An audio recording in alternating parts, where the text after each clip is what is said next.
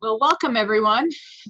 I am delighted to be moderating the first panel of this session. And let me just start by doing a few logistics. Specifically, we will be recorded. So let's just be clear about that. And you can ask questions, audience, at any time using the Q&A function. We'll try to get to as many of those as possible. However, if you have technical issues, send them through the private chat only. There's no need to have the entire group observe those issues. So I'm going to start by giving just a brief overview of what we'll be discussing today, and then I will introduce the panelists. So today we're going to be talking about United States versus Arthrex. The Supreme Court will hear argument on March 1st, and the issue before the court is the application of the Appointments Clause to the administrative patent judges of the Patent Trial and Appeals Board, or PTAB.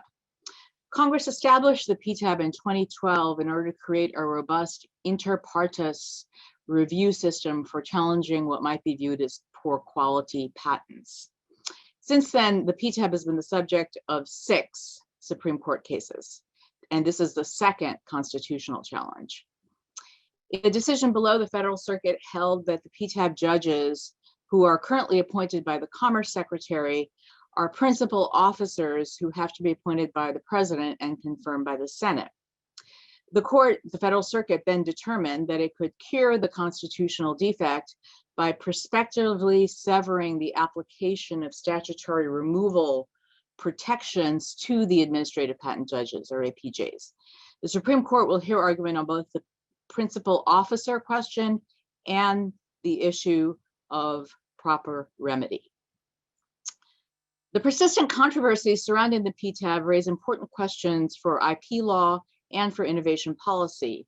And as a matter of administrative and constitutional law, the Arthrex case brings into sharp focus not only the proper construction of the Appointments Clause, but also more broadly, the proper role of administrative adjudication. So to address these issues, we have 2 panels, both with very distinguished commentators. I will introduce and moderate the first panel, and Professor Stuart Benjamin will be doing the second. Let me introduce very briefly the commentators for panel 1, which I am moderating. So first, and I believe his video will show soon, we're really delighted to have the Honorable Timothy Dyck, who wrote a very powerful dissent from the Federal Circuit's decision not to rehear the Arthrex case en banc. As it happened, it's going to the Supreme Court, so that was a moot point, but he wrote a very powerful dissent in that case. Also delighted to have Professor John Duffy of the University of Virginia Law School, who one might say started some of this discussion, at least, with an article way back when on the proper Appointments Clause jurisprudence for the judges to the predecessor to the PTAB, which heard only ex parte appeals from applications that had been denied, not inter partes review of granted patents. And then finally, we were really delighted to have Professor Melissa Wasserman of the University of Texas Law School. Professor Wasserman has done just terrific work on how PTAB adjudication fits into the larger structure of non-ALJ adjudication within the administrative state. And she, together with Professor Christopher Walker, who is on the next panel, have written a really seminal article called the, quote, New World of Agency Adjudication, unquote, which talks all about the extreme pervasiveness of non-ALJ adjudication. So with that, I will start my questioning and then also be on the lookout for questions in the Q&A. So let's start with the bottom line, because that's always fun. For each of you, we'll start with Professor Wasserman, then Professor Duffy, then Judge Dyck. What is your bottom line on whether administrative patent judges are principal officers at least with respect to inter partes review. We can talk about ex parte review in just a moment, but just with respect to inter partes review.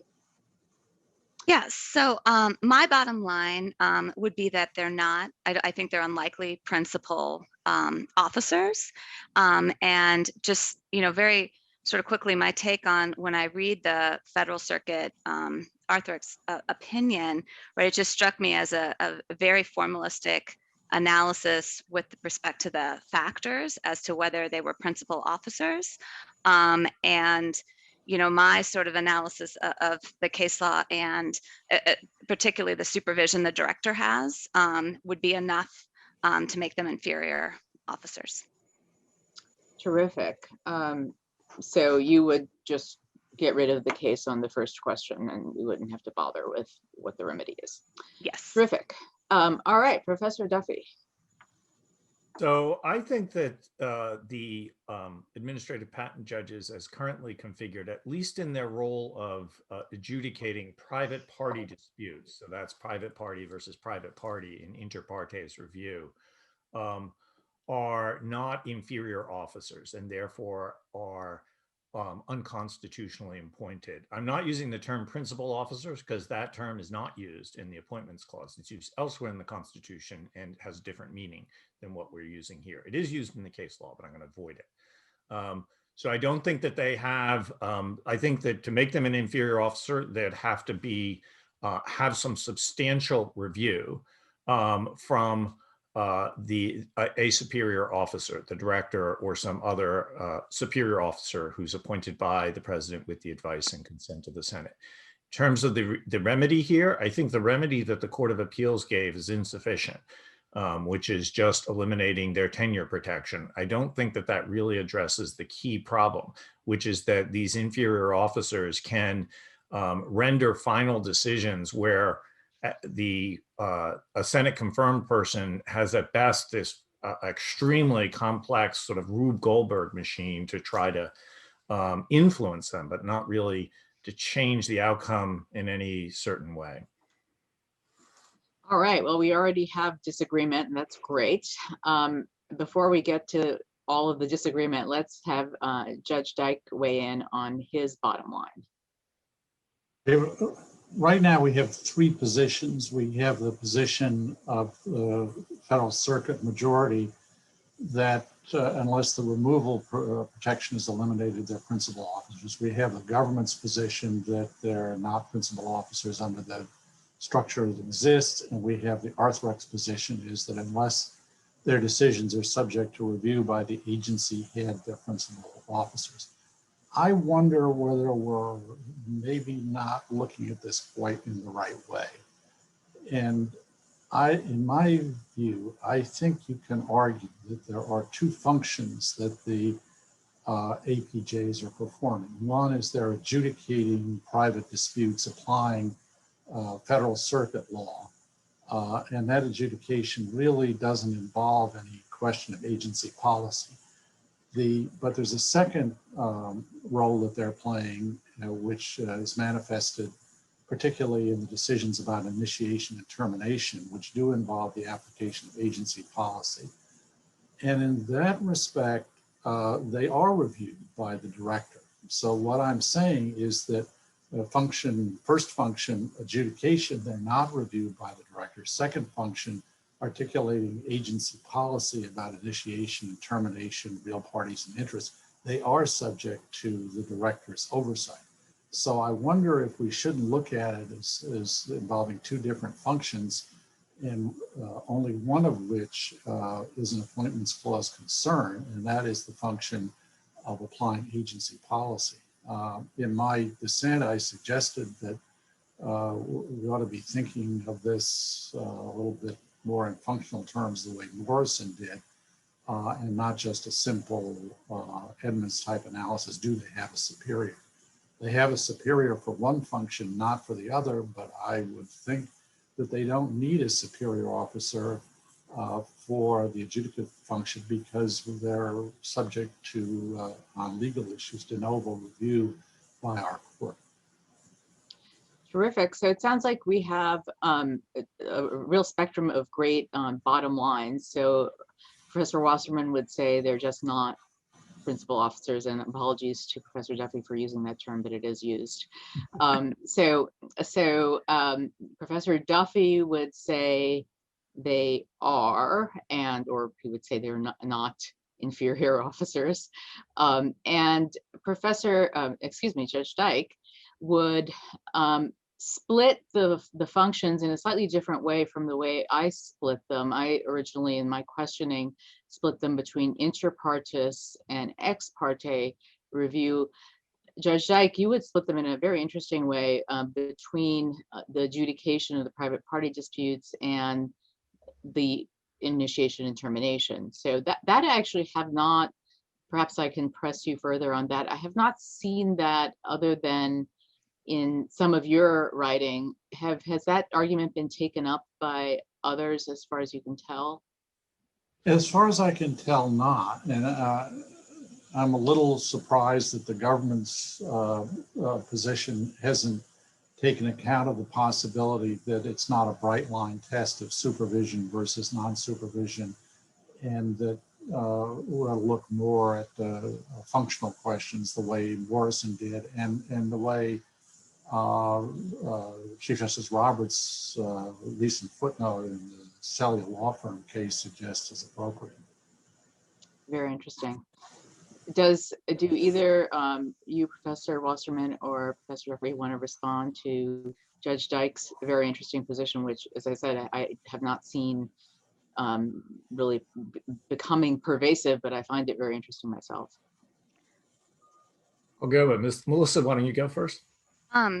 Yeah, so I think it's really interesting, but I'm not sure that I would view what PTAB is doing and the sort of inter-party, what you're saying is a private dispute, right, where they're just solely applying Fed Circuit law, right? I mean, I guess my sort of difference would be when they are even adjudicating an IPR, right, that there are times where the PTAB judges, right, are sort of making policy, right, or following policy of the director. So I think it's an interesting dichotomy, and you're certainly right, there's a review on that sort of initiation proceeding, but I'm not sure I see what PTAB is doing is so much different when they're adjudicating an IPR. In your view, when they're adjudicating an IPR, how are they applying agency policy as opposed to Federal Circuit law? Well, I just don't think the Federal Circuit possibly fills all the gaps that the PTO needs when they're adjudicating, right? So I think, yeah, of course, right, they're following Federal Circuit law, but I think there are certainly gaps that the agency is constantly filling. You know, there's sometimes when the agency sees technology first before the Federal Circuit has seen it, right? And there's also Federal Circuit law or Supreme Court law that comes down that has that just is not determinative of every decision. And so I see the agency, right, and I think in administrative law, right, adjudication, and this form-like adjudication is a way of making policy. And I certainly think that occurs sometimes during, you know, the PTAB proceedings. Well, I've seen hundreds of these cases now. I've never seen one turn an agency policy. And I'm putting aside the termination and initiation issue, but in terms of final adjudication, I can't recall a case that turned an agency policy as opposed to Federal Circuit law. I mean, they do perform the fact-finding function, that's true, but in terms of the law that's applied, I don't think it's their law, I think it's our law. Well, yeah, I'll let John go. So I think Judge Dyke's distinction is a very good one, but I think it actually helps show why it's unconstitutional. I completely agree with him that with respect to their functions in deciding whether to grant IPRs, that the director is fully in control of that process. Indeed, the statute actually vests that power with the director, and the director delegated it to these judges. And I think the director, by delegating it, can pull that power back in any way that he wants, including in individual cases, and say, before you grant or make a decision, I want these opinions circulated to me on the granting stage, and the director can clearly veto those decisions because he has the statutory power. I think Judge Dyke is also right to say that the review of the cases, what he calls the adjudicatory power, is separate. And he actually said, well, the director doesn't really have control over that. It's that the courts, pardon me, these judges are subject to review in the courts. And I think that's the key problem from a separation of powers standpoint, that the review is not in the executive branch. So if these judges were special masters or magistrate judges or somebody else like that, where there was some degree of deference given, but still some direct review channel to their superior officers, you could say that they are inferior officers. They would be in the judicial branch, and their superior officers would be the judges, the Article 3 judges who have Senate confirmation. But there's nobody in the executive branch who has that power. And that's a key separation of powers problem. So I'm going to turn this is fascinating. I'm going to turn the discussion to one of the questions that was asked, or two of the questions actually that were asked in the chat that are very relevant. In terms of, well, let me start with the first one. The factual determinations that we all unequivocally agree are made by administrative patent judges in each case. That has no relevance to the question of what kind of officer they are. Does everyone agree on that, or do we disagree on that question?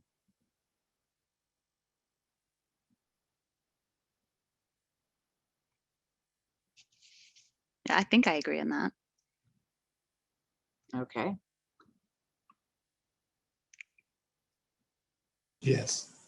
Yes, you agree as well. The factual determinations that they make, to which substantial deference is given by the courts, that's not really relevant. Judge Beck and Professor Wasserman. I think it may be relevant because I think they could be subject to a rule of deference and still be inferior officers, as long as the reviewing entity is in the executive branch, so that they can't finally bind the executive branch with a determination of fact. I think that's a step that I think the case law doesn't support, to say an inferior officer with no review, even a deferential review. I think a deferential review is fine, but no review whatsoever on facts, and that binds the executive branch. Finally, the courts review it under a deferential standard. But I think that's something that the Supreme Court might find troubling too. Okay, so you think that the factual determination piece adds to the weight of your argument, Professor Duffy? Right, and I think one thing to say is to distinguish between some rule of deference, which I think is okay. So if the Congress establishes inferior officers, bankruptcy judges, and they're subject to review, they're in Article 3, they're part of the Article 3 process, and they get some deference from their superiors, who are the Senate confirmed judges. I think that's okay, but I think it's another thing entirely to say that the Congress can put so-called inferior officers into a branch, and their judgments on facts have no review whatsoever within that branch. Okay, so now let's get to the question, which is also being asked in the chat, that involves, can we, and Judge Dyke, I'll let you have the first word on this. I think you're suggesting that we can segregate different functions of the APJs and think about them differently. Do you feel that way with respect to inter partes review versus ex parte review as well? Well, I've got to be a little bit careful about that distinction. In terms of ex parte review, there is an additional feature of this, which is a bit interesting, which has come up, for example, in the 101 area, where the director has given guidelines to the APJs as to how they should decide these 101 cases in initial examinations. Some people have suggested that those guidelines are not consistent with the judicial view of the Supreme Court and the Federal Circuit in terms of 101. So there is something else at play in terms of ex parte initial examination. Very interesting. Yeah, so this perhaps raises for at least the Federal Circuit and maybe Supreme Court a different the vein of problematic argument. But with respect to just the question of whether we can divide functions in that way, I think you're, Judge, clearly saying not only can we, but we should, at least with respect to the adjudicatory versus initiation and termination piece of the No, puzzle. I don't. I think you're carrying my comment a little further than I intended it to be.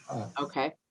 My recollection is that our court has held that the two are both subject to the same appointments clause rule. Okay. Professors Duffy or Wasserman, do you want to weigh in on the kind of division of functions question? Either, let's say, between inter partes versus ex parte. So for example, to be concrete, Professor Duffy, since you did write on this a while ago,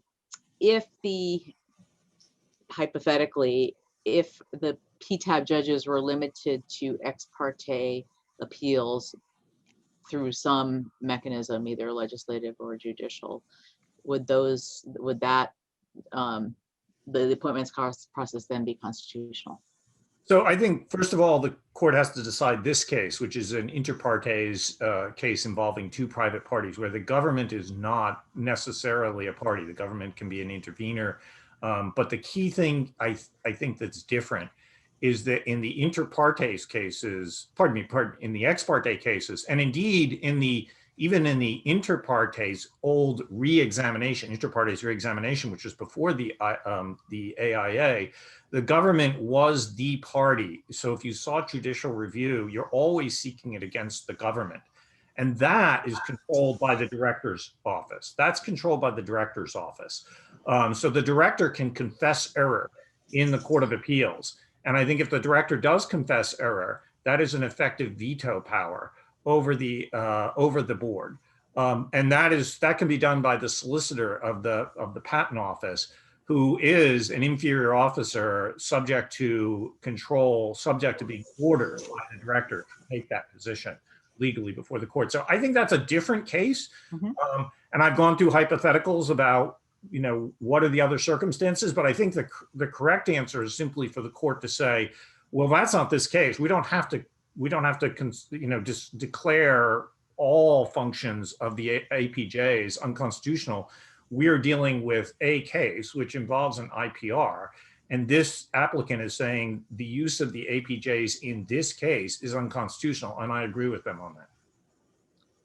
So I would just add, right, that, I agree with what Professor Duffy, or at least some of what Professor Duffy said. I think it's an easier case for ex parte, right, to say that the director has more control, right, for the reasons that Professor Duffy outlined. So to me, right, it would seem to be an easier case to say they're not principal officers in the ex parte versus inter parte review. That would certainly make the case easier. Yes, that's certainly true, Professor Wasserman. So we have a very healthy queue of Q&A in the chat, and I'm just going to remember those questions for a moment while I turn to some of the questions that I have that we haven't gotten to, that are core questions that we must get to. So let's talk about remedy for a moment. Let's assume they're principal officers. Is the remedy, I think we've already heard from Professor Duffy on this question that the remedy doesn't work. So perhaps we can start with Professor Wasserman on that issue. Yeah, I mean, so to be honest, I say I come out as them as not being principal officers, and I think I've thought more about what I think would be the optimal sort of remedy, even if they are, right? And I think that my preference would be for Congress to give the director final agency head decision making, right? I think that's kind of the best way forward for, and I'm happy to talk about why that's the case from a policy perspective. And this kind of bleeds into this idea that's very common, right, to have final agency head decision making in these types of adjudications elsewhere. So technically, these aren't, you can't, not, you know, formal adjudication, but what we say is type B adjudication that requires a hearing and has many of the characteristics of formal adjudication. And when you look at in the administrative state at these other type B adjudications, you know, the vast majority of them have final agency head decision making. I personally would make it discretionary, right? So you're not overwhelming the director, but that's how I'd move forward. Yeah, your exhaustive article did show that that was the case, that that's how generally these type B adjudications are done. So Judge Dyke, would you also want to weigh in on that question? Well, there's an issue as to the remedy that the Federal Circuit majority adopted, which is the elimination of the removal power, because it's not perhaps clear, as some of the dissent suggested, that that's consistent with congressional intent. So you can't have severability unless the remedy is consistent with congressional intent. And there's been a long history of trying to create some independence for AJs, APJs, so that they are not subject to outside influences in adjudication, and even to protect them within the agency from arbitrary removal. So I think we have a tension here between making them responsive to the agency directive and giving them independence. And I don't think the Supreme Court has really resolved that tension. Maybe this is an occasion where they're going to have to address them. I mean, there are two legitimate considerations here, but they do cut in opposite directions. All right, and Professor Duffy, I'll let you just say a bit about, to explicate your position. Just one. Sure. The statutory amendment with respect to the trademark judges suggests perhaps that Congress would prefer a agency review model rather than eliminating removal protections. Well, I'm so glad you brought that up, because that's one of my favorite topics to discuss. And that is, so Congress very swiftly and quickly, without even any, well, not certainly the same level of challenges to the trademark counterparts on the TTAB, made those decisions subject to director review. So clean, swift, done in a stimulus bill of all places, because it was so uncontroversial. So what's the problem here? Why hasn't Congress done anything here? And could we do something similarly clean and swift, and what are the impediments? Professor Duffy. So I think that quite possibly, although I don't, first of all, this is a professor's view about what Congress does, which you should take with a huge grain of salt, because it's the ivory tower view of what actual politicians do. And I really don't have political expertise. On the other hand, I did testify before Congress on this, on the PTAB issue. And I thought that it was quite interesting that there were two things that came out of that. One is I learned that there really is no support, or seemed to be no support whatsoever in Congress for making the judges removable at will. It seemed like nobody wanted to do that, which does, I think, go to the remedy question. And I think Melissa talked about that's, you know, if her first choice is that these are constitutional, her second choice is not the remedy given by the Federal Circuit, which I think is not just her position. I think that there's broad support for that position in Congress, which makes it a bad remedy. But the second thing I learned is that I think there are many people in Congress, many representatives in Congress, and that was before the House, not the Senate, but who are concerned about the structure or the sort of the whole idea of how the PTAB is operating.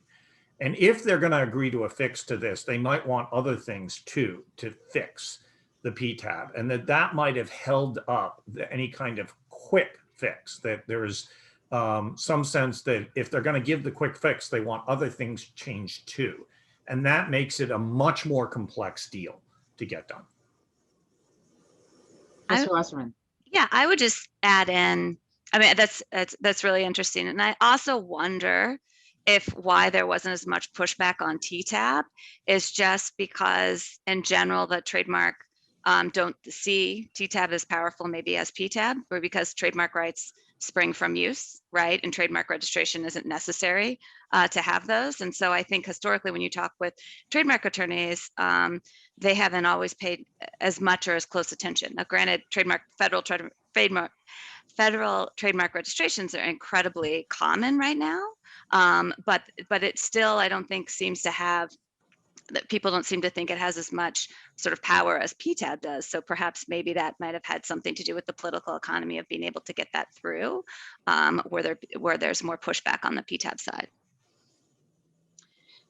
One of the arguments I also heard with respect to the pushback, and I also testified on the same panel as Professor Jaffe, was that perhaps we also think that giving the director that much authority over the PTAB, and this goes to Judge Dyke's concern and, very nice articulation of the tension, giving the director that much authority over the PTAB might lead to wild swings in policy between administrations. Now, I think Judge Dyke would disagree and say the PTAB and director review of the PTAB doesn't result in policy, but that was another concern I have heard articulated, that this would create too much political influence on the PTAB. So any responses, thoughts? I think that is an issue here, and it's also an issue with the Federal Circuit's remedy. If you make these judges removable at will, then you can also get wild swings in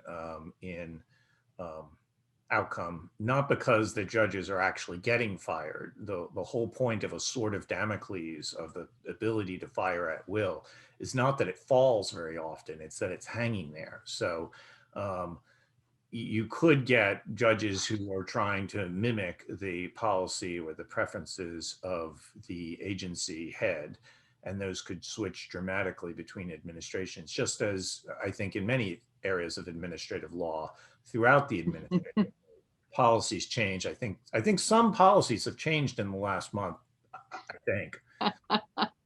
There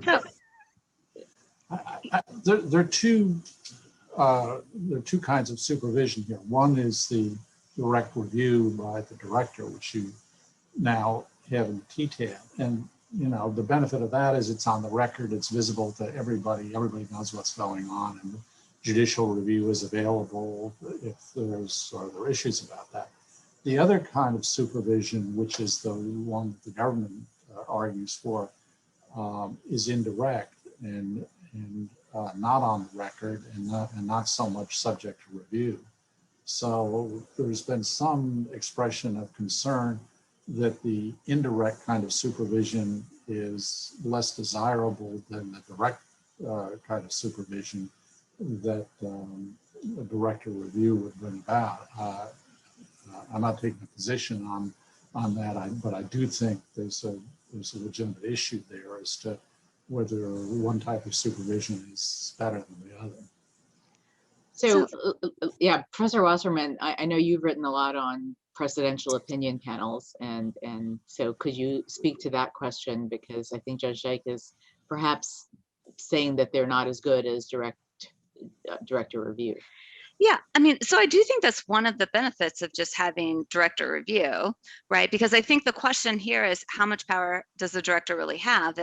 And they have functionally, right, historically, whether they were doing the sort of panel stacking or the rehearing, right, in order to get it to come out the way that they wanted to, right? Now we have this presidential opinion panel, which includes, the director and maybe two others that can review and make decisions precedential that then bind the other PTAB panels moving forward. And, it's a very sort of weird way, right, in which the director can kind of influence PTAB outcomes. And I do think there's value in just doing it more transparently and on the record through director review. And I'll just note that the director at the PTO before 1927 actually had this review, right? They got rid of it because they were concerned about workload.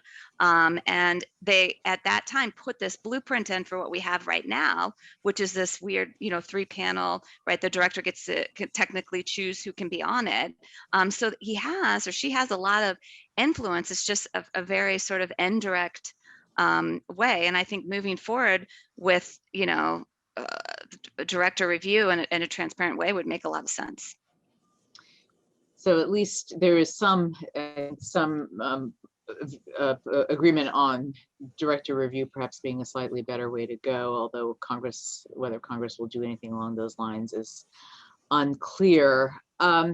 And So- I should say one other thing on the table is maybe it's at least been talked about, is to create some APJs that are Senate confirmed and have them as like an appellate panel, so that the decisional power is spread out, and also there might be less of a sharp change from administration to administration.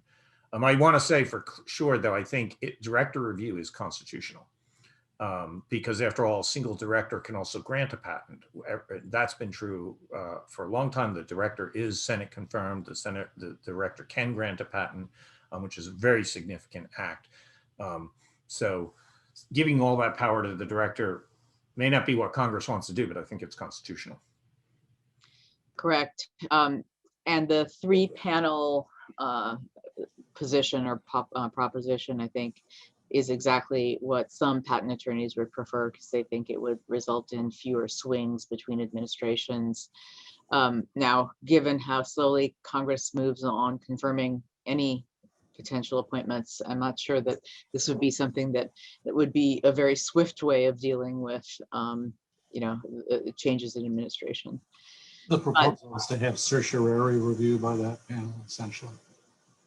Right, that would be the idea, but that would mean that with every new administration, a new group of 3 judges would have to be appointed. And currently, within the PTO, the only presidentially appointed individual is the director, and the director doesn't usually get appointed until about a year into any given administration. So one can only imagine what would happen with 3 judges. But anyway, that's my editorializing. I'll leave it at that.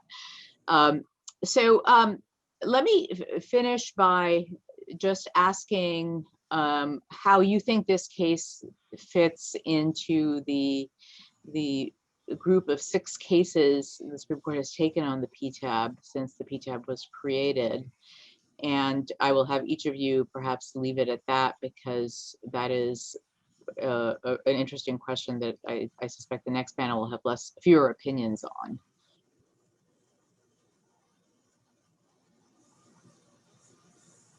So Judge Dyke, do you want to go first?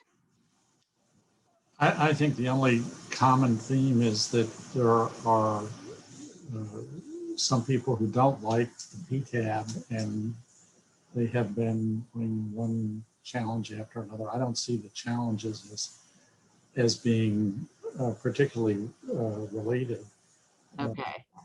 So it's just what Professor Wasserman said about people really, really not liking the PTAB, as opposed to the TTAB, which everyone seems to think is, just fine. And I suspect, even without the congressional change, nothing much would have happened on that score. Professor Duffy. So I thought that I think this is the most significant case, because I think it does have a very good chance that the court could rule it unconstitutional. Obviously, the appeals did, and I think the majority on the court has taken a pretty strict view of separation of powers in the last few cases. Indeed, Judge Dyke said that he would prefer some more functionalism, like Morrison versus Olson. And I think some justices will agree with him, but I don't think there'll be enough. So I think this is the most significant case, and I think that it is the only other significant case that had this amount of significance was the oil states case. But I always thought that that case was going to come out in a lopsided fashion, which it did, because it was hard to say that this agency can't take a second look, can't take a review of what it had done. That seemed like a hard position for the challengers to win on. This is much easier. And indeed, that if you read through the government's brief in defending the constitutionality, they don't have a lot of precedent to suggest that this kind of mechanism with a whole bunch of sort of, backdoor ways to control this panel, but no real clear way to control what these inferior officers do in individual cases. They don't really have a clear authority that says that's constitutional. And I think the court is going to be unwilling to take that step because they're going to be concerned. This court likes bright line rules in this area. And the sort of, well, you've got this thing and this thing and this thing. And, if you sum them all up and they're good enough, even though there's actually due process issues with several of them. I think the court is going to be very worried about that as the beginning of a slippery slope. So there's All like right. bright line rules in this area, but not in every other area involving patent law.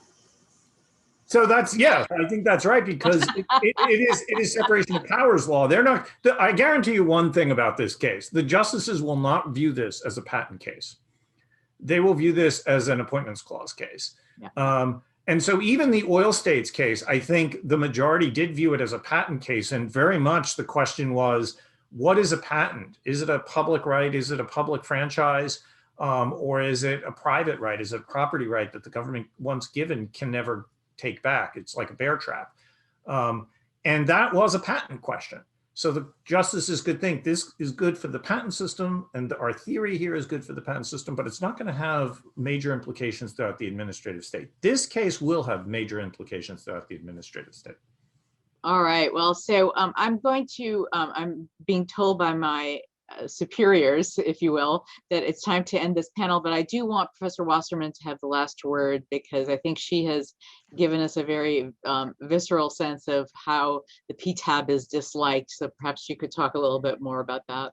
Yeah, I mean, so I'm not surprised there's been so many challenges to PTAB, because I do think historically administrative law thinking, right, hasn't permeated as much in patent law. And as we got this new agency, I think there's been lots of challenges to every kind of feature associated, with it. And, I'm not sure I agree with Professor Duffy as with the likelihood of finding these unconstitutional. I think, I looked at oil states and I thought that this is going to be constitutional. I feel like I look at this and I think likely these aren't principal officers. So I'm not sure how much of this is also just like patent exceptionalism that's coming through, right? That people think that patent law is sort of different. The Supreme Court is saying no. I think, the regular sort of rules are applying here as well. Great. Well, with that, I will have to conclude, regrettably, because there's so much more we could talk about, and with apologies to those in the chat who asked great questions that I couldn't get to, but hopefully you will follow up with our panelists individually afterwards. I want to really thank you both. We will now be transitioning to the second panel, and that means that all of our faces will go dark, and we will turn over to Professor Benjamin for the second panel. Bye-bye, everyone. Bye.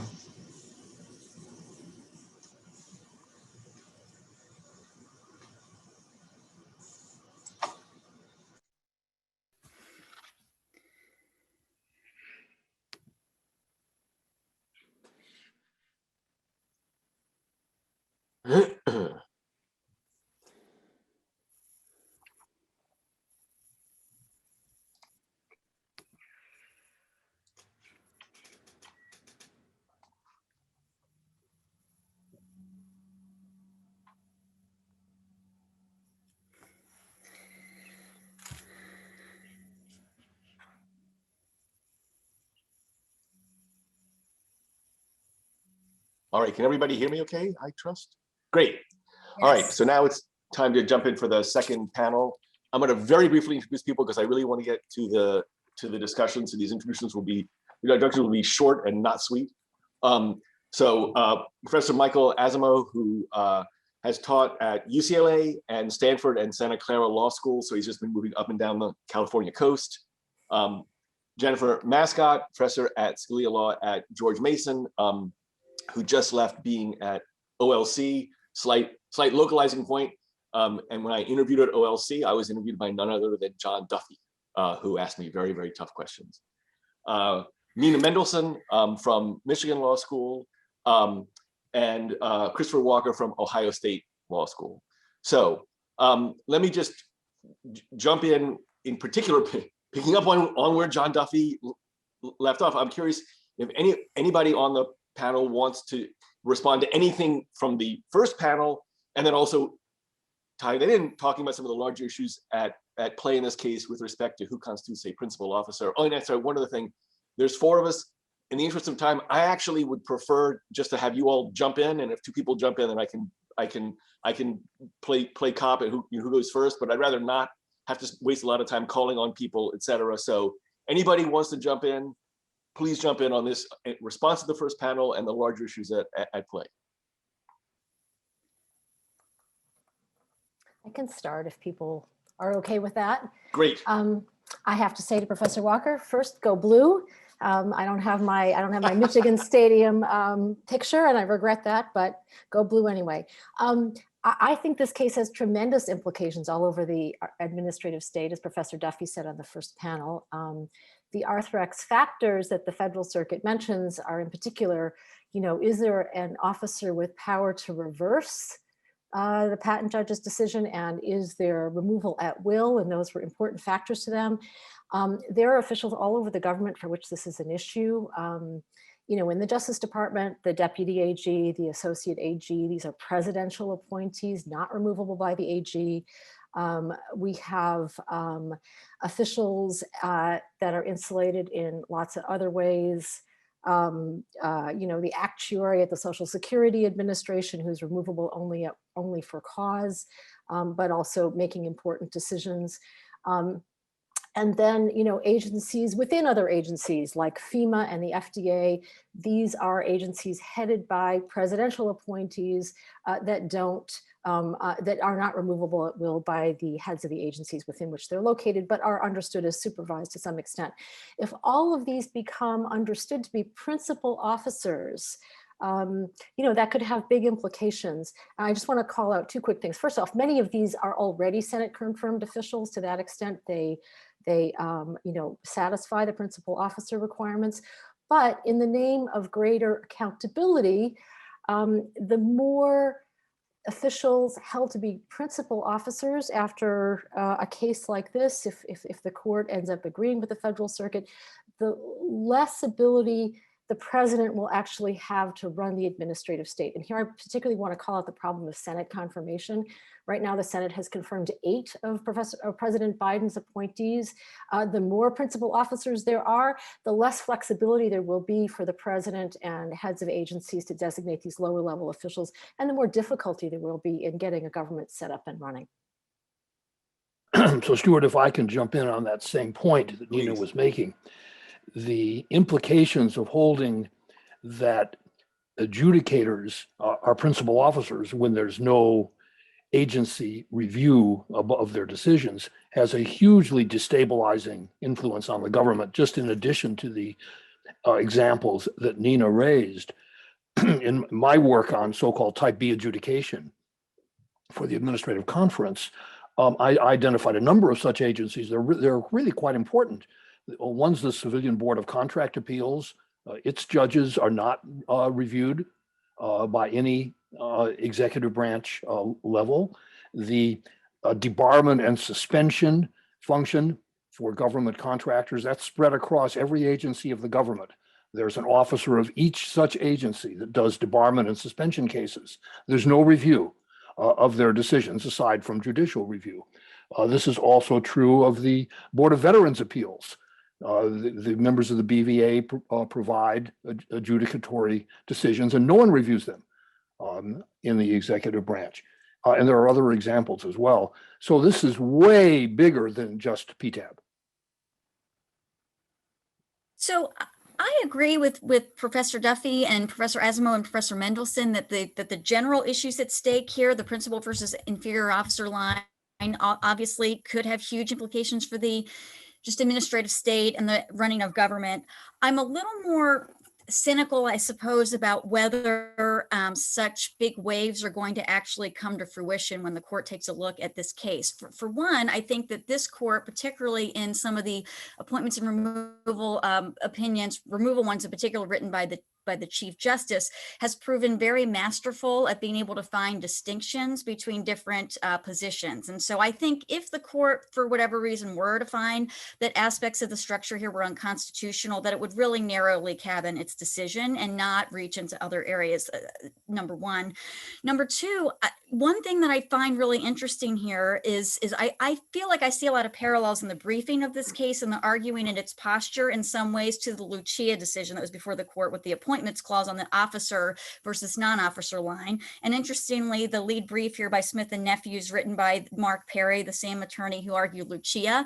And I think what he did in that case, what was proved to be a winning formula for him, was to be able to make the case that the SEC ALJs were basically part and parcel with the Freitag special trial judges. And so the court really didn't need to do much at all. The answer was written for it. And indeed, Justice Kagan sort of took the bait, so to speak, and just went through like a fact by fact by fact analysis. And so it seems to me that Mr. Perry is trying the stream strategy here, and he's got the government support, and he's here comparing this structure to Edmund and the role that the Coast Guard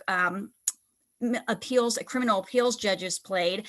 And I'm sure that my fellow panelists will argue with me, but I actually found, and I'm not saying necessarily that this is right or wrong as a matter of first principles, but I do think that the court might here be able to find enough parallels between the decision in Edmund that it could find its way to concluding that the structure here is constitutional. To do that, to be consistent with some of its prior opinions, like in Free Enterprise Fund or the DC Circuit opinion with the copyright royalty judges, the court might need to broadly read power into supervision in the promote the efficiency of the service. So in other words, the judges here, patent judges, can be removed for causes will promote the efficiency of the service. If that means very few things and it's hard to remove them, then the court here might find trouble reconciling this structure with the structure in Free Enterprise Fund and other places.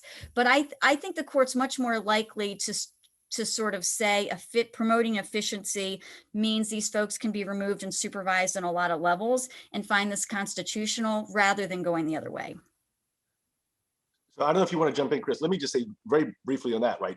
I'm sure panelists will also note, okay, great. So if the remedy is now these are all going to be effectively at-will employees, then is the cure worse than the disease? I do want to note there are other possible ways of going about this by noting the ability of the head of the PTO to stack the panels so that in effect, the head of the PTO really can actually change the outcome. It's a different kind of supervision than the supervision of being able to fire them at will. But Chris, you haven't got a chance to speak yet.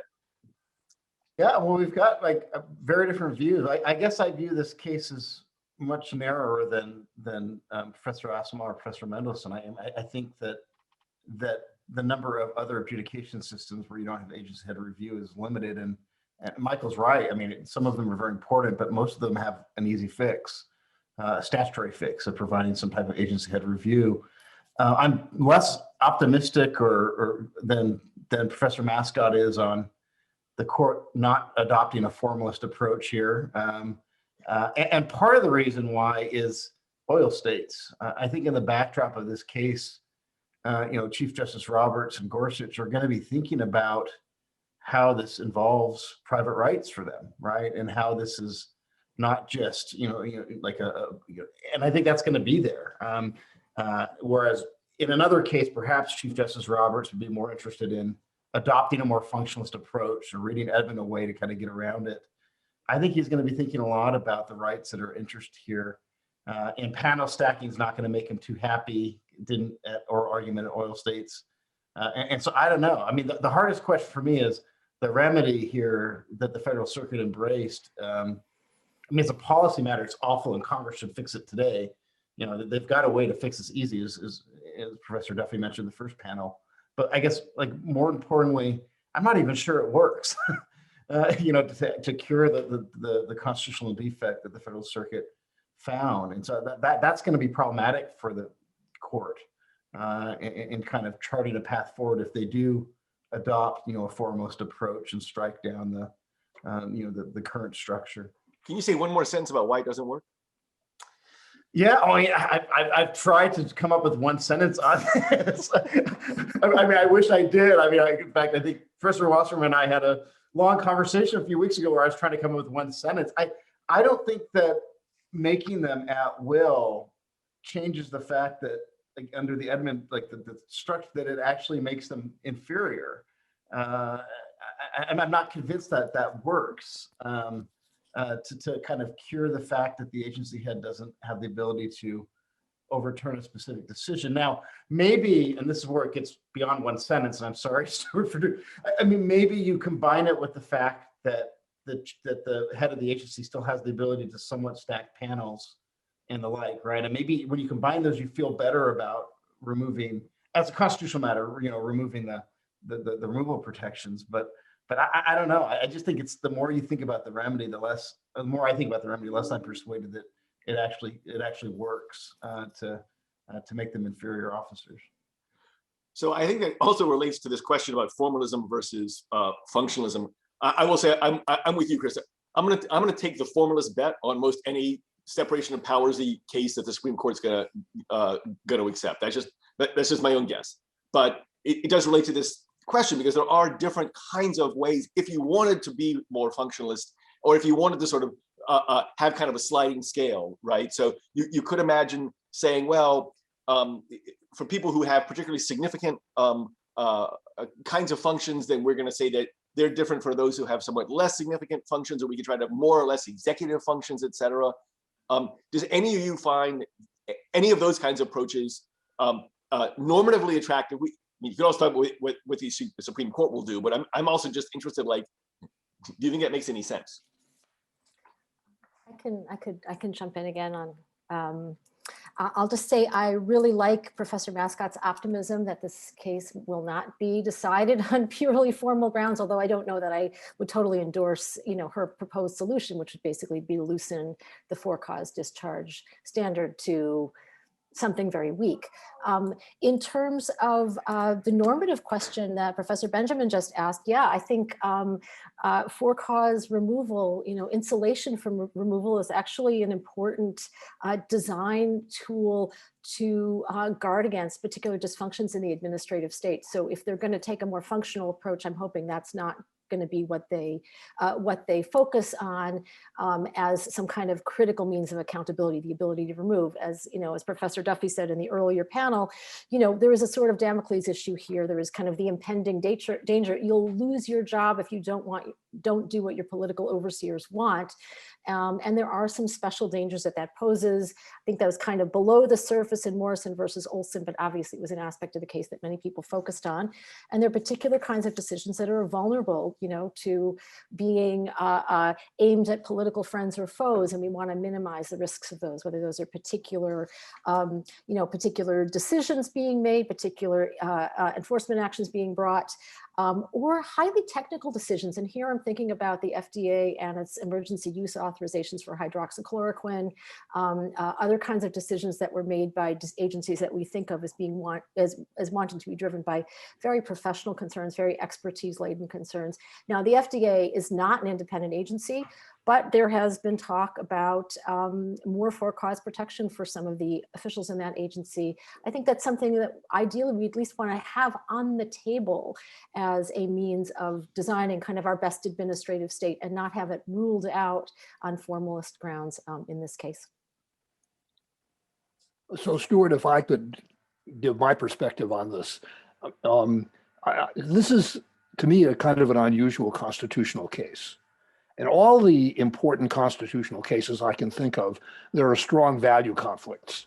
In due process, we can imagine the conflict of fairness and efficiency. And we could go on and on. Any constitutional case that you can name, there are good arguments on both sides that reasonable people can agree on. But I don't see that in this case. I don't see any policy reason whatsoever to destabilize PTAB by any of the remedies that are being mentioned here. accept strict formalism, or Arthrex wants to overturn the apple cart because it doesn't like a particular decision.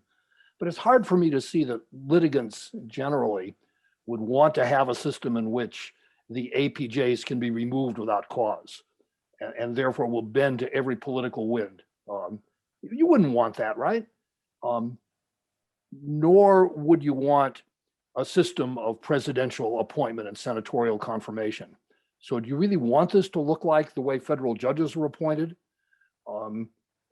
Strict political considerations. Right now, there's about 300 APJs. They are superbly qualified. With the law, they have to have long experience in patent law. They have a tough job and they do it well. Would you really want the president to name people who don't know a patent from patent leather, or the Senate to hold them up because of some other dispute? I mean, that's a terrible result. Who would really want that? And there are big problems with building in a system of review at the agency head level. These are difficult cases. There's a uniqueness about the PTAB that no one has mentioned, which is they don't have oral testimony. It's all the testimony is by depositions. And therefore the records are huge. If you want to review one of these cases, it's going to be really time consuming. So who's going to be doing that? Not the director personally. You'd have to have some of the APJs do it, yet the agency is severely backlogged. We have to remember that it does not only the inter partes cases, but it also has an appeal function from the granting of patents. It's hugely time consuming and they are way, way behind. We don't want to divert any of the APJs, in my opinion, to a review function.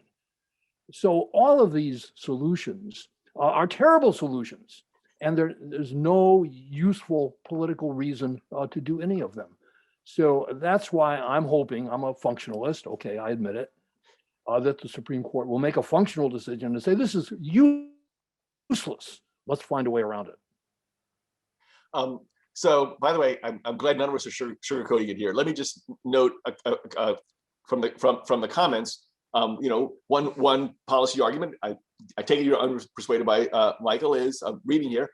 Inventors want a fair and impartial and transparent judge to decide our property rights.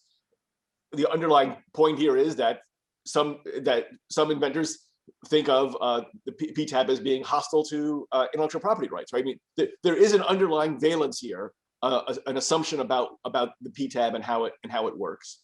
As to that, well, I think there are many of them, especially in the pharmaceutical industry, that would like to see the agency abolished and go back to all federal court adjudication of inter partes disputes. I think that's what they want because they just don't substantively like the way that the PTAB has decided cases.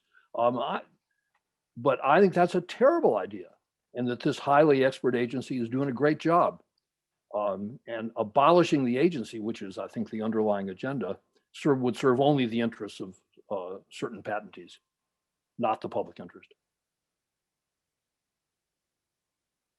Well, just a quick response on that point. I mean, and maybe this is this is certainly beyond the scope of this particular case. I mean, I don't necessarily think that having Article 3 adjudication has to be 100% separate from expertise. I mean, I know in the past when folks have had debates about where should adjudication of private rights or things that look more like private rights take place, the discussion's been made perhaps to have this Article 3 structure, but have more subject matter specialized courts is perhaps one solution.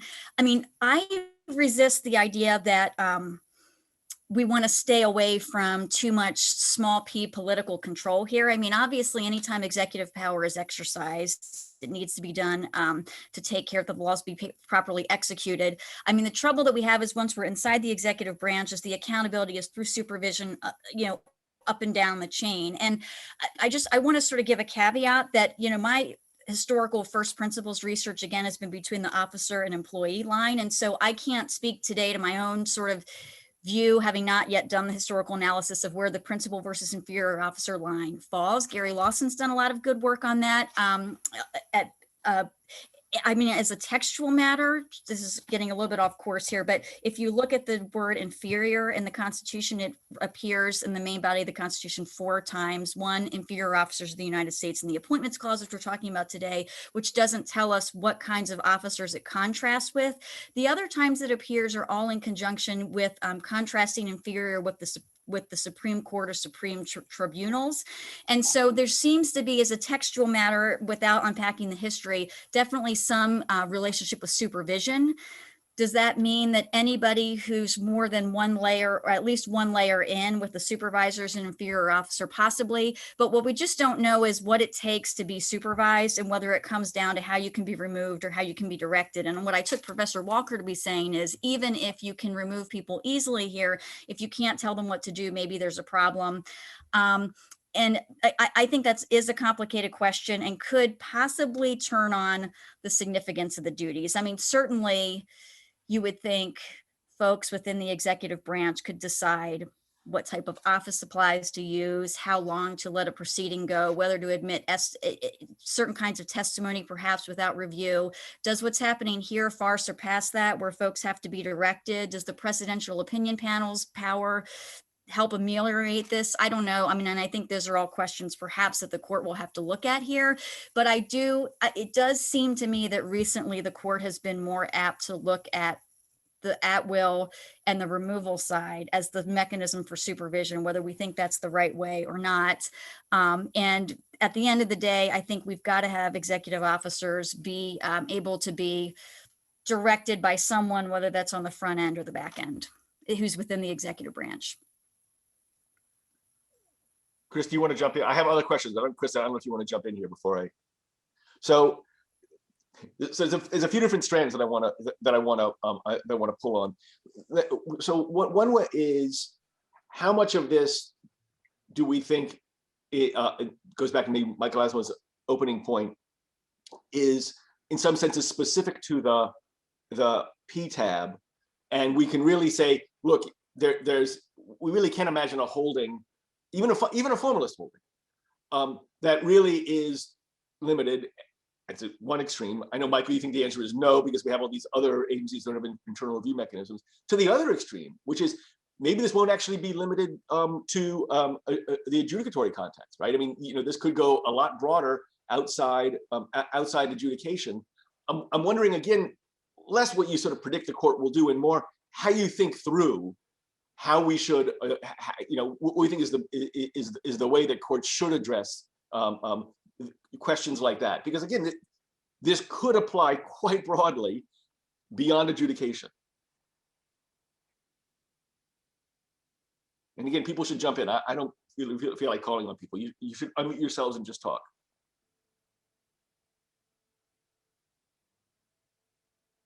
Well, my expertise really is in adjudication and judges that are resolving adjudicatory questions.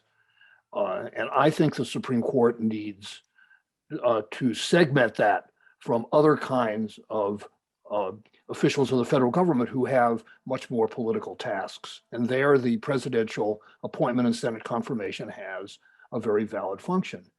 But when it comes to judges, administrative judges, I think it's extremely counterproductive to do that.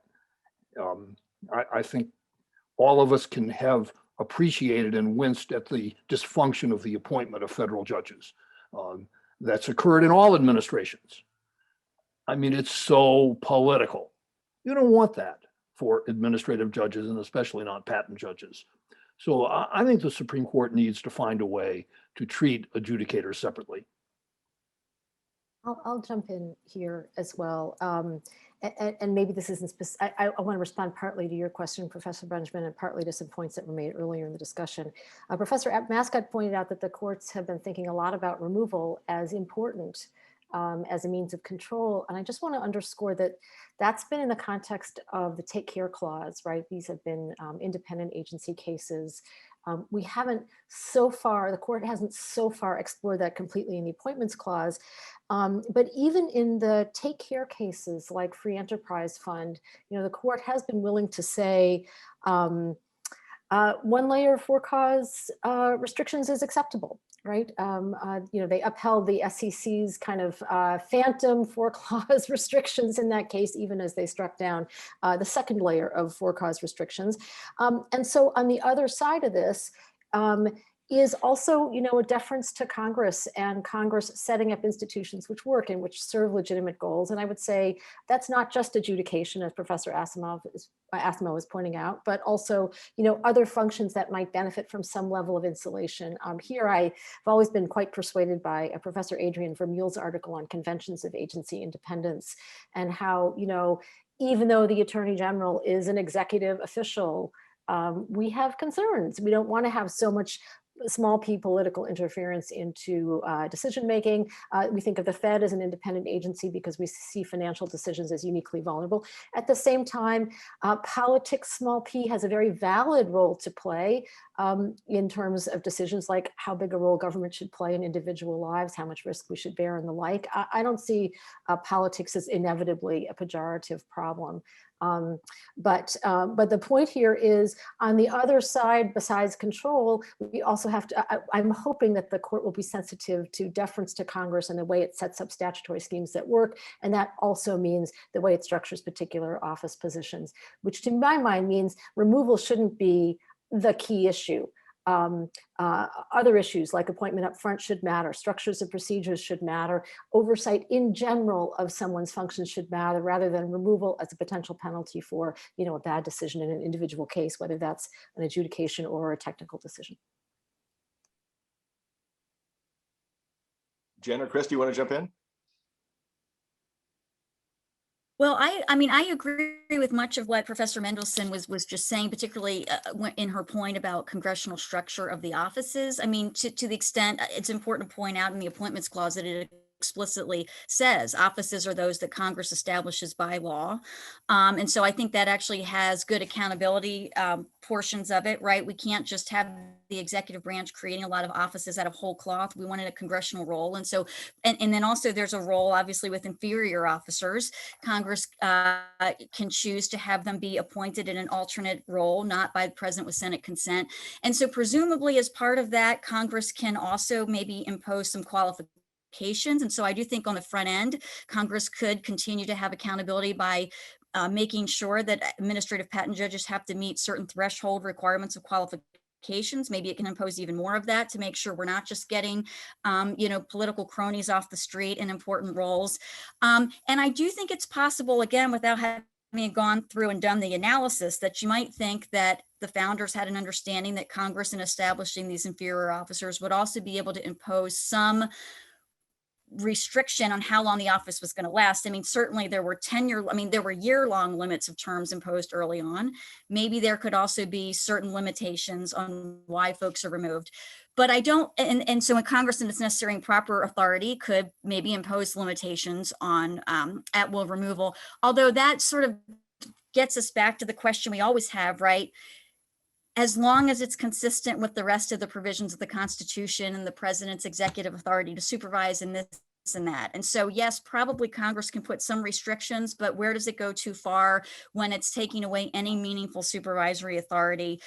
And I'm not actually sure. I do think formalism in many ways obviously is very good, like if the Constitution specifically speaks to something, but here we don't necessarily have a specific instructions about what it means to supervise. And so it actually might be maybe that the answer isn't 100% satisfying, and that it does turn on the importance of the duty, how how close it is to what the president's doing, and then how easy it is to be able to remove the person. Again, as I said, I'm just sort of throwing out ideas, but I don't see any immediate constitutional prohibition saying there just has to be one precise solution in every case as to how the president can adequately supervise executive officials. I do think, though, he needs to be able to have quite a bit of control, and that standard is something that Congress can't overcome.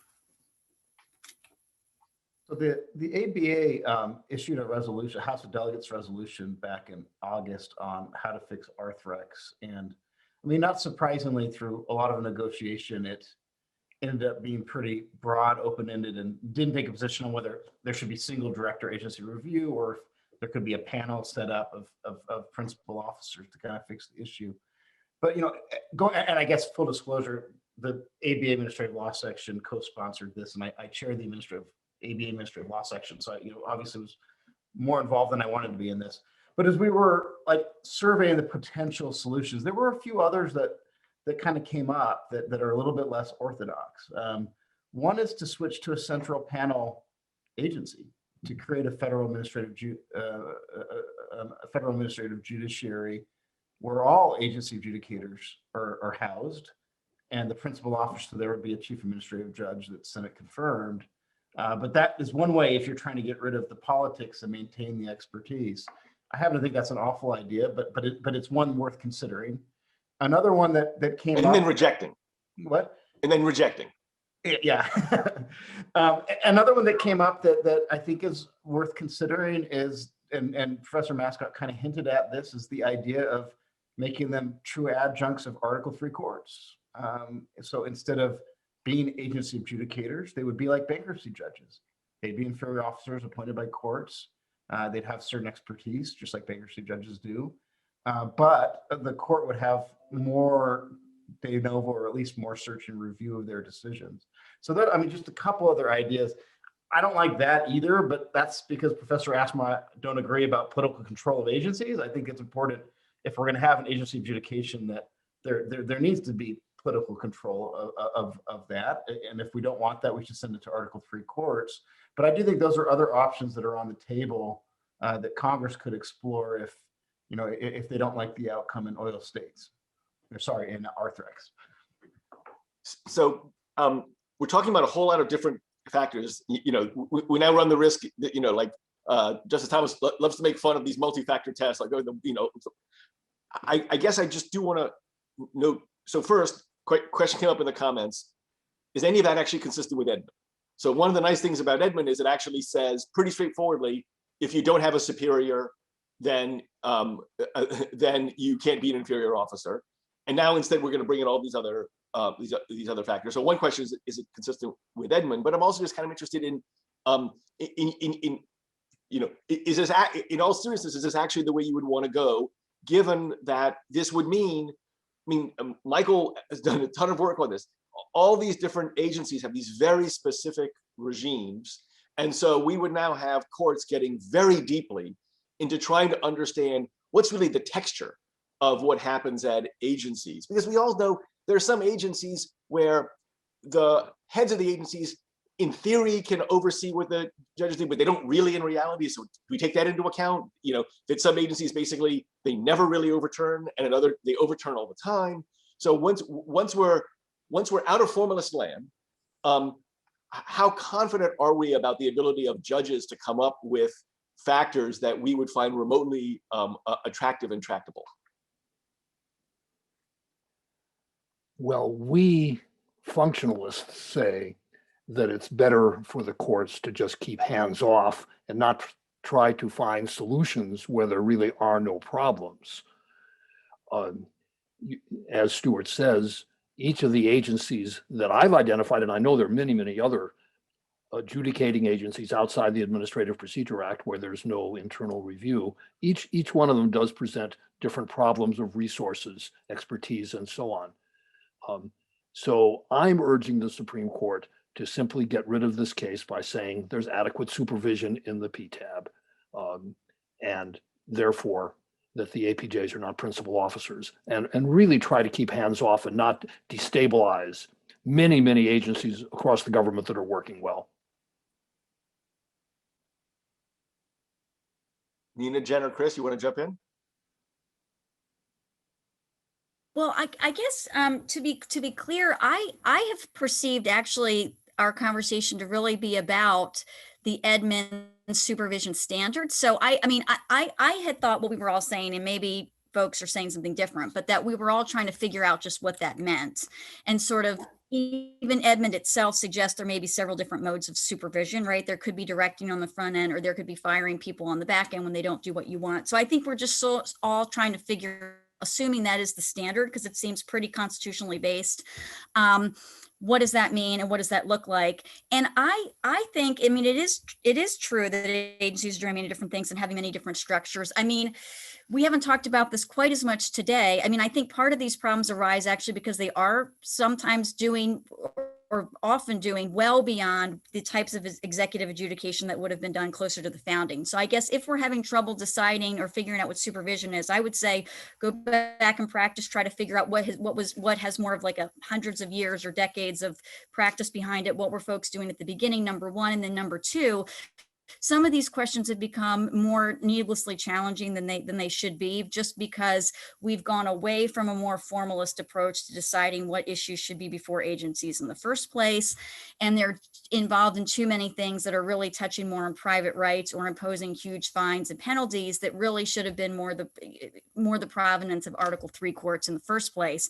And so I guess that's one place I would sort of urge the court, and this is, I don't think, going to happen, but to become more formalist in really trying to keep the initial separation of powers line and keeping some of these things that more involve judicial power, in my view, over in Article 3, and not try to figure out what the agency solution is going to be to fairly let executive adjudicators handle more vested rights.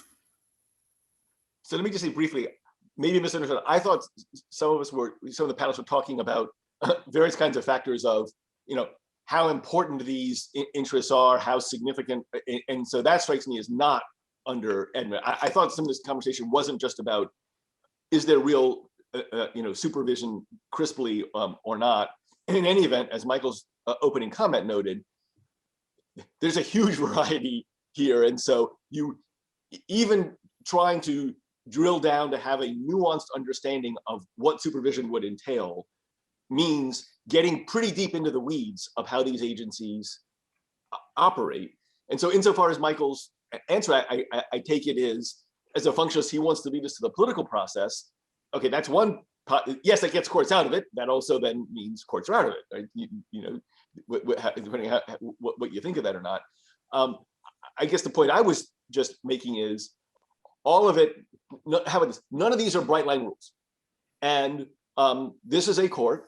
I'll just assert, I believe that in the context of separation of powers, this is a court that is more interested in bright line rules than it is in lots of other areas. And so I think it will resonate to those. And part of what's interesting to me is the degree to which different panelists in different contexts have been wanting to pull back from various bright line rules, at least in some contexts, which makes a whole lot of sense as a matter of, this is the classic rules versus standards debate, right? It makes a whole lot of sense in doing justice in any particular context. But it also then opens up, any given case then opens up, okay, what about the next 7 entities? But here, that was me almost as panelist. Now let me ask you all a question then to get to bring this back. So what do you think are the most obvious significant areas that you think this case is really likely to impact? So, most any reasonable way you imagine this define, you feel like, okay, this is really going to tee up X. Are there things that just jump out to you that you say, okay, I see the dominoes after this case? I'm not sure. I feel like I want to answer the previous question first. And by the Okay, way, you make an excellent panelist, so that's great. I think the other principle, if you will, here is deference to Congress's power to structure the administrative state. I mean, I think that's not irrelevant here, especially as Professor Mascott points out. Congress is called out in the Appointments Clause, and besides the significance of the functions, I think the types of issues that these decision makers face also ought to be on the list of what I'm thinking of as the mascot factors, because small p politics might be a positive force. We might want greater accountability for certain kinds of, I think, policy issues was mentioned in the previous panel. We might want less small p influence for particular kinds of decisions. And here, nobody's mentioned the IRS, but that could be an issue. Social Security Administration could be an issue. Those might be concerns. Now, in terms of kind of the next several dominoes, I think it's so hard to predict where this could go. And it really matters whether the court takes, of course, a very narrow approach to it or a very broad approach to it. They could answer this in a way that is PTAB specific, adjudication specific, powers generally, all of that makes a big difference. I mentioned already senior officials in administrative agencies who are below cabinet level. Depending on how the court answers the questions, those officials could be all principal officers, and that might constrain presidential power to a pretty significant extent. If nothing else, by making Senate confirmation an obstacle that has to be overcome to staff those positions. The other big issue there, there are other,